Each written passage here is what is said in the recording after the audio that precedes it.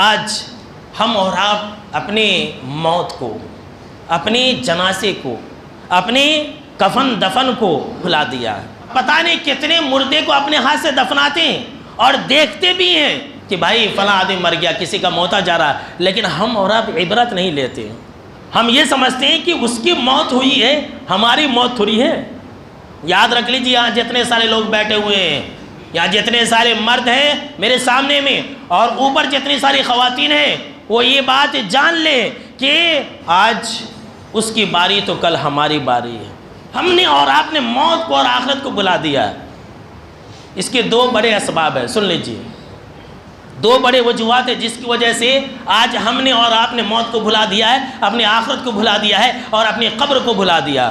Number ایک، دنیا کی محبت۔ ہمارے اور آپ کے دلوں کے اندر دنیا کی محبت گھس گئی ہے۔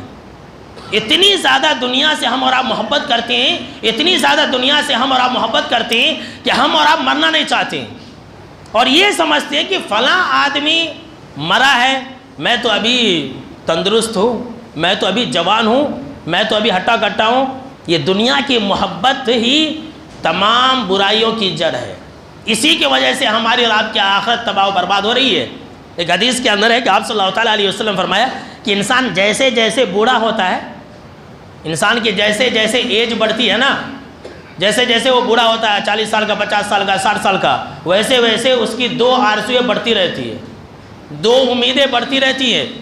ایک ہے دنیا کی محبت، دنیا کی محبت اور حرص اور زیادہ بڑھ جاتی ہے، اور دوسری ہے طول العمل، لمبی لمبی امیدیں، لمبی لمبی آرزویں کہ ابھی مجھے یہ کرنا ہے، ابھی مجھے وہ کرنا ہے، ابھی مجھے ایسا کرنا ہے، ایسا ویسا، بہت ساری پلاننگیں، سارے منصوبے ہوتے ہیں، انسان اسی کے اندر پھنسا رہتا، مر جاتا ہے۔